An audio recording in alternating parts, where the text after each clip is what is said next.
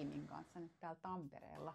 Tekemässä Suomen ensimmäistä ja näin suurta tällaista vastuullisen tiedon hallintaan liittyvää koulutusta, jossa niin kuin nyt EUn datastrategian kautta tulleiden sääntelyjen kautta niin katsotaan, että miten organisaatioissa pitäisi tietoa hallita. Kaikki lähti oikeastaan siitä, että huomattiin, että miten niin kuin paljon on erilaista EU-datastrategiasta johtuvaa uutta regulaatioa, mikä vaikuttaa tuolla erilaisissa organisaatioissa. On ne sitten julkisen puolen toimijoita tai ihan yksityisen puolen toimijoita.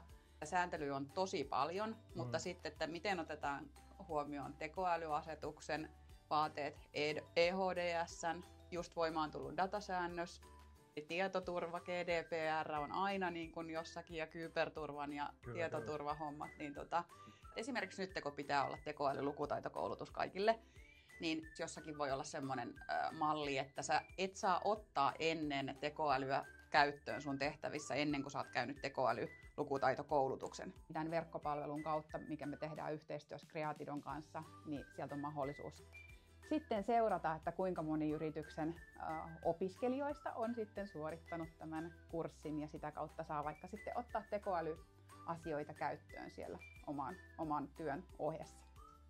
Tämä koulutus on parhaita tapoja varmistaa se, että oma organisaation henkilökunta on valmis tällaiseen vastuulliseen tiedonhallinnan, sen hyödyntämiseen, sen käyttämiseen, sen kehittämiseen.